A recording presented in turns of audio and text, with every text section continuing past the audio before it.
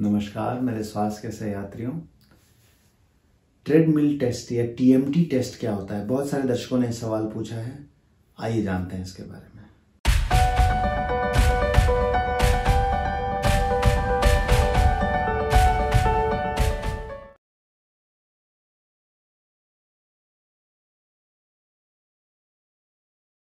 एक सामान्य व्यक्ति को ये समझना बहुत ज़रूरी है कि एक शांति से बैठे हुए, आराम से बैठे हुए हमारा जो हार्ट है, हमारा जो दिल है, इसको बहुत सामान्यतः बहुत कम ऑक्सीजन की आवश्यकता पड़ती है, कम एनर्जी की आवश्यकता पड़ती है।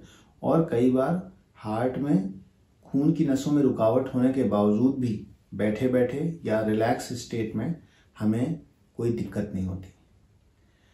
लेकिन हम जैसे ही कोई एक्सरसाइज करना शुरू करते हैं, चढ़ाई पे चढ़ना शुरू करते हैं या दौड़ना शुरू करते हैं, या हमारे किसी भी वजह से हार्ट रेट दिल की धड़कन बढ़ती है और दिल को ज़्यादा काम करना पड़ता है, तो वही ब्लॉकेज, वही नसों में ब्लॉकेज जो जिनकी वजह से हार्ट में खून कम पहुंच रहा है और जो बैठे बैठे रिलैक्स स्टेट में हमें कोई दिक्कत नहीं दे रहे थे, उनमें दिक्कत होने शुरू हो जाती है। वो दिक्कत हमें हो सकता है महसूस हो और वो दिक्कत हो सकता है हमें महसूस ना हो, लेकिन किसी जांच में पता चले। तो ऐसे व्यक्ति की जिसको कि पहले कभी हार्ट अटैक नहीं आया है और किसी तरह की कोई हार्ट में प्रॉब्लम नहीं रही है, लेकिन हार्ट में उसके ब्लॉकेजेस बने हुए हैं, तो इस बात की बहुत संभावना है कि उसका ईसीजी बिल्कुल नॉर्मल आए। लेकिन जब हम उसे तेज चलाएं या चढ़ाई चढ़ाएं या किसी तरह का स्ट्रेस दें हार्ट को, किसी तरह का तनाव दें हार्ट को, दिल की धड़कन को तेज करें, तो स्ट्रेस देने पे उसके हार्ट में कुछ परिवर्तन समझ में आने लगते हैं। और उन परिवर्तनों को जब हम किसी रिकॉर्डिंग में दर्ज कर लेते हैं तो हमें पता चल जाता है कि इस व्यक्ति को ब्लॉकेज हो सकता है। इसे ही हम स्ट्रेस टेस्ट कहते हैं। अब स्ट्रेस, हार्ट को स्ट्रेस देने के कई तरीके होते हैं और इसे स्ट्रेस की स्थिति में हार्ट का जायजा लेने का, हार्ट को एग्जामिन करने के भी कई तरीके होते हैं। मुख्यतः 3 तरीके के स्ट्रेस टेस्ट किए जाते हैं कार्डियोलॉजी में। पहला, जो सबसे कॉमन है और आम जनता को सबसे ज़्यादा पता होता है, वो है ट्रेडमिल टेस्ट। ट्रेडमिल जैसा कि हम जिम में देखते हैं, एक्सरसाइज करने का एक यंत्र होता है जिसपे कि एक पट्टा होता है जो चलता रहता है और हम उस पर खड़े होके और धीरे धीरे उसकी स्पीड बढ़ाते जाते हैं और उस पर चलते जाते हैं।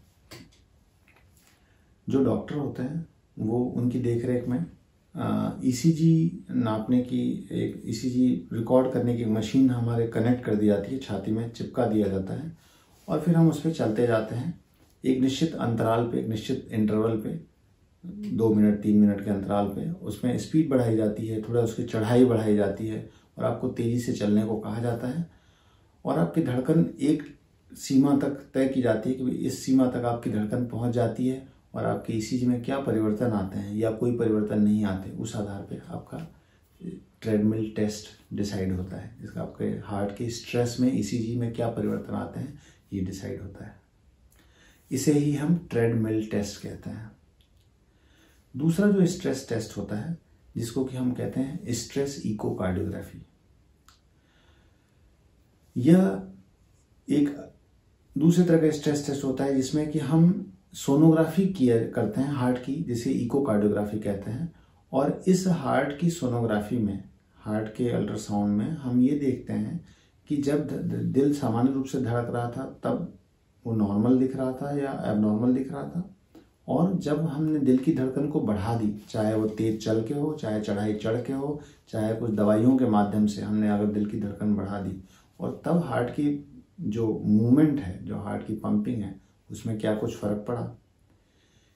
इस फर्क को जब नोट किया जाता है इकोकार्डियोग्राफी के माध्यम से, मतलब दिल की सोनोग्राफी के माध्यम से जब ये टेस्ट किया जाता है, तो इस स्ट्रेस टेस्ट को स्ट्रेस इकोकार्डियोग्राफी कहते हैं। एक तीसरी तरह का भी स्ट्रेस टेस्ट होता है जिसे कि हम स्ट्रेस थैलियम टेस्ट कहते हैं। ये एक रेडियो एक्टिव मटीरियल होता है, इसे न्यूक्लियर मेडिसिन डिपार्टमेंट में किया जाता है। तो एक इस तरह से समझिए कि एक यह केमिकल होता है जो रेडियो एक्टिव तरह का होता है। इसमें एक रेडिएशन निकलता है जिसे कि एक कैमरा कैच करता है और फिर उसमें हम उसे दवा को इंजेक्ट करते हैं और शरीर में अंदर इंजेक्शन देते हैं, और उसके थ्रू जब हम मरीज को चलाते हैं या मरीज को दवाओं के माध्यम से दिल की धड़कन को बढ़ाते हैं, मतलब हार्ट को स्ट्रेस देते हैं, तनाव देते हैं, और तब हम देखते हैं कि हार्ट का जो खून का बहाव है वो किस जगह पे कम हो रहा है, किस जगह पे ज़्यादा हो रहा है, किस जगह नहीं पहुंच रहा है, किस जगह पहुंच रहा है। और इस तरीके से हम जब टेस्ट करते हैं कि हार्ट के खून का बहाव प्रॉपर है कि नहीं, ठीक है कि नहीं, इस तरह के टेस्ट को हम स्ट्रेस थैलियम टेस्ट कहते हैं या परफ्यूजन, स्ट्रेस परफ्यूजन स्टडी कहते हैं। चूंकि आज का विषय ट्रेडमिल टेस्ट के बारे में है, ट्रेडमिल टेस्ट के बारे में बहुत बेसिक जानकारी आपको जाननी जरूरी है। पहला, अगर आपकी ईसीजी नॉर्मल है और आपको आपके फैमिली फिजिशियन ने या आपको कुछ ऐसे लक्षण आ रहे हैं जो ये इंडिकेट कर रहे हैं कि आपको हार्ट की नसों में ब्लॉकेज हो सकते हैं, जैसे उदाहरण के लिए आपको फैमिली में हिस्ट्री है हार्ट डिजीज़ की, आप स्मोकर हैं या तंबाकू लेते हैं, बीड़ी सिगरेट किसी तरह का नशा करते हैं, आपको चलने पे या तेज चलने पे, चढ़ाई चढ़ने पे आपको सीने में भारीपन होता है, सांस भराती है या सीने में रह रह के दर्द होता है, इस तरह के संदेहजनक लक्षण हैं, और आप बिल्कुल एक्सरसाइज नहीं करते, आप थोड़ा सा वजन आपका ज़्यादा है सामान्य से, मोटापे के शिकार हैं, अगर आप इस तरह के लक्षण हैं और डॉक्टर ने आपको सजेस्ट किया है कि भाई आपको हार्ट की प्रॉब्लम हो सकती है, नसों में ब्लॉकेज हो सकता है, ऐसे व्यक्तियों को यूजुअली ट्रेडमिल टेस्ट करवाने की सलाह दी जाती है। ऐसे व्यक्तियों का ईसीजी नॉर्मल बैठे हुए में शांति से जब बैठे रहते हैं रिलैक्स स्टेट में, जिसे हम रेस्टिंग ईसीजी कहते हैं, वो नॉर्मल आएगा। लेकिन जब जैसे ही वो स्ट्रेस करेंगे उसमें एबनॉर्मेलिटी आने लगती है, उसमें गड़बड़ियाँ दिखने शुरू हो जाती हैं। इससे ही हम पता लगाते हैं कि आपके हार्ट की नसों में ब्लॉकेज हो सकता है या नहीं हो सकता। यह एक कन्फर्मेटरी टेस्ट नहीं होता, लेकिन इससे मोटे तौर पर पता लग जाता है कि आपके हार्ट की नसों में ब्लॉकेज की संभावना बहुत ज़्यादा है और आपको एंजियोग्राफी की सलाह दी जाती है। ट्रेडमिल टेस्ट करवाने से पहले आपको डॉक्टर से मुलाकात करके आपकी दवाइयाँ ज़रूर दिखवानी चाहिए कि भाई ये दवाइयाँ मुझे चल रही हैं। बहुत सारी दवाइयाँ ऐसी होती हैं जो हार्ट रेट को कम करती हैं, जो हार्ट के मरीजों को चलती हैं। ऐसी रेट लिमिटिंग दवाइयों को सामान्यतः टीएमटी टेस्ट करवाने से 2-3 दिन पहले बंद कर दिया जाता है, ताकि जब आपका स्ट्रेस टेस्ट किया जाए तो वो धड़कन जितनी ज़रूरत है उतनी बढ़ सके। और भी कुछ दवाइयाँ हैं जो आपको दी जाती हैं और डॉक्टर एक आपका परीक्षण कर लेते हैं। जो भी आपका ट्रेडमिल टेस्ट करता है, ये बात बहुत आवश्यक है कि वो ट्रेंड फिजिशियन, वो ट्रेंड डॉक्टर आपको एक बार एग्जामिन जरूर करें, प्रॉपर आपका चेकअप करें कि क्या आप ट्रेडमिल टेस्ट टीएमटी करवाने के लिए पूर्णतया सक्षम हो या नहीं हो।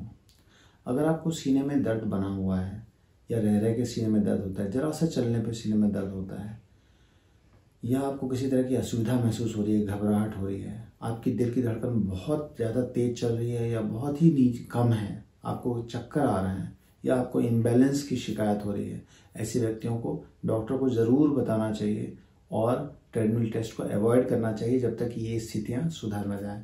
इसी तरह अगर आपका बीपी बहुत ज़्यादा बढ़ा हुआ है तो भी ट्रेडमिल टेस्ट अवॉइड करना चाहिए। एक और बहुत महत्वपूर्ण बात आपको याद रखनी चाहिए, ट्रेडमिल टेस्ट करवाने से पहले आपको इकोकार्डियोग्राफी या जैसे मैंने बताया हार्ट की सोनोग्राफी ये ज़रूर से करवानी चाहिए। कई बार हार्ट में कुछ और दिक्कतें ऐसी होती हैं जो गंभीर समस्याएं होती हैं, जैसे एग्जाम्पल के लिए एओर्टिक वॉल में सिकुड़न है, अगर बहुत ज़्यादा, एओर्टिक स्टेनोसिस कहते हैं, ऐसे व्यक्तियों का हार्ट जो है वो ऑलरेडी बहुत तनाव में होता है, और अगर ऐसे व्यक्ति को बिना इको किए अगर इस बीमारी का पता नहीं है और टीएमटी करवा दिया गया, ट्रेडमिल टेस्ट पे ज़्यादा तेज चला दिया, कई बार वो जानलेवा साबित हो जाता है। इसीलिए इस बात का हमेशा ध्यान रखें कि ट्रेडमिल टेस्ट करने से पहले आपके हाथ में इकोकार्डियोग्राफी की रिपोर्ट जरूर होनी चाहिए, जो टीएमटी करने वाले डॉक्टर को आपने जरूर दिखाई हुई है। इकोकार्डियोग्राफी की रिपोर्ट के बिना ट्रेडमिल टेस्ट करवाने की रिकमेंडेशन मैं आपको बिल्कुल नहीं दूंगा। दूसरी बात, एक बहुत ज़रूरी बात यह है, ट्रेडमिल टेस्ट कभी भी किसी टेक्नीशियन की प्रेजेंस में ना करें। कोई ना कोई ट्रेंड डॉक्टर जिसको हार्ट की विशेषज्ञता हो या हार्ट के इमरजेंसी को मैनेज कर सकता हो, ऐसे व्यक्ति का उस जगह मौजूद रहना जरूरी है जब आप ट्रेडमिल टेस्ट कर रहे हों।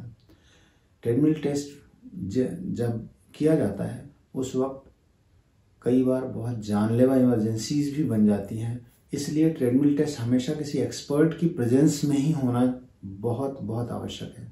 किसी भी छोटी सी जगह पे जहाँ पे कि किसी तरह की व्यवस्था नहीं है, किसी तरह की इमरजेंसी हैंडल करने की सुविधा नहीं है, वहाँ टीएमटी टेस्ट को अवॉइड करना चाहिए।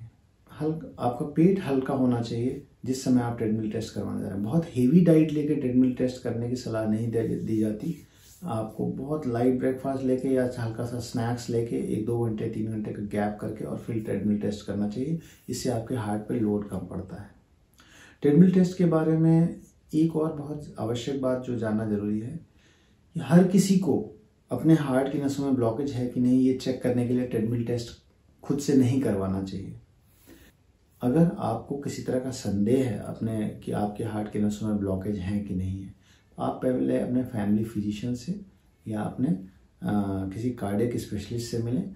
अगर उनको सस्पिशन होता है, अगर उनको ऐसा लगता है कि भाई आपके नसों में ब्लॉकेज की संभावना है, तभी ये टेस्ट करवाना चाहिए। इसका कारण ये है कि आपको जानना जरूरी है कि ट्रेडमिल टेस्ट में फॉल्स पॉजिटिव और फॉल्स नेगेटिव ये दोनों ही रिपोर्ट्स आती हैं। फॉल्स पॉजिटिव का मतलब हुआ कि आपको नसों में कोई ब्लॉकेज नहीं है लेकिन टीएमटी टेस्ट पॉजिटिव आ गया। अब ऐसी स्थिति में क्या होता है कि आपका टीएमटी टेस्ट चूंकि पॉजिटिव आया है, आप और पूरा घर तनाव में हो जाते हैं कि भाई ऐसे व्यक्ति को या मुझे ब्लॉकेज निकलेंगे। आपको डॉक्टर एंजियोग्राफी की सलाह देता है, आप एंजियोग्राफी करवाते हैं। एंजियोग्राफी का जो दर्द है वो महसूस करते हैं, इतना सारा रेडिएशन होता है और आपकी रिपोर्ट नॉर्मल आती है। तो ये सारा का सारा तनाव बिना किसी वजह से हो गया, इसलिए क्योंकि आपने आगे बढ़ के टीएमटी का टेस्ट करवा लिया।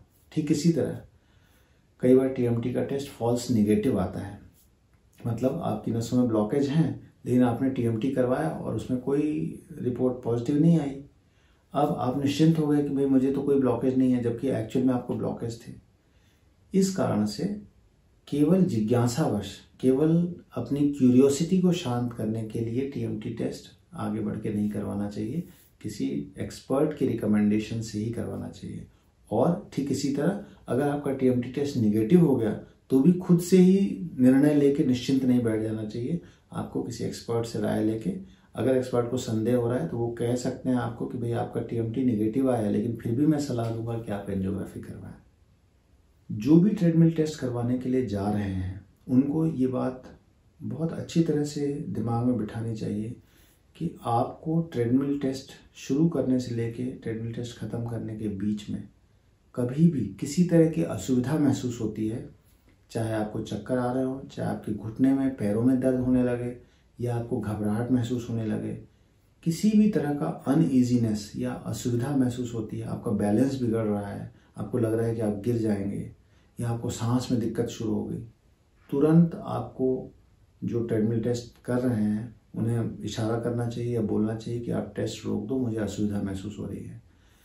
केवल ट्रेडमिल टेस्ट पूरा करने के लिए आप भागते ना रहें, चलते ना रहें, इसके बहुत गंभीर परिणाम हो जाते हैं। कई बार ट्रेडमिल टेस्ट करने के बाद कम से कम 15-20 मिनट, आधा घंटा आपको अस्पताल के परिसर में ही, हॉस्पिटल प्रेमाइसेस में ही रुकना चाहिए, थोड़ा रिलैक्स होना चाहिए। क्योंकि कई बार ऐसा देखा गया है कि ट्रेडमिल टेस्ट पूरा तो पेशेंट कर लेते हैं लेकिन कई बार उसके बाद पेशेंट को दिक्कत होने लगती है, जिन मरीजों को हार्ट की नसों में मेजर ब्लॉकेजेस हैं। तो आधा घंटा करीब अस्पताल के परिसर में रह के रिलैक्स करके, जब आपको लगे कि I am feeling all right, मुझे बिल्कुल सही महसूस हो रहा है, उसके बाद आप अस्पताल को छोड़ें और बाहर जाएं कहीं। दोस्तों, आज के वीडियो में हमने जाना कि स्ट्रेस टेस्ट क्या होता है, कितने तरह का होता है, ट्रेडमिल टेस्ट किन लोगों को करवाना चाहिए और क्या सावधानी रखनी चाहिए ट्रेडमिल टेस्ट के करवाने के दौरान, और हर किसी को ट्रेडमिल टेस्ट क्यों नहीं करवाना चाहिए। फिर मिलेंगे नई स्वास्थ्य यात्रा पर, तब तक के लिए नमस्कार।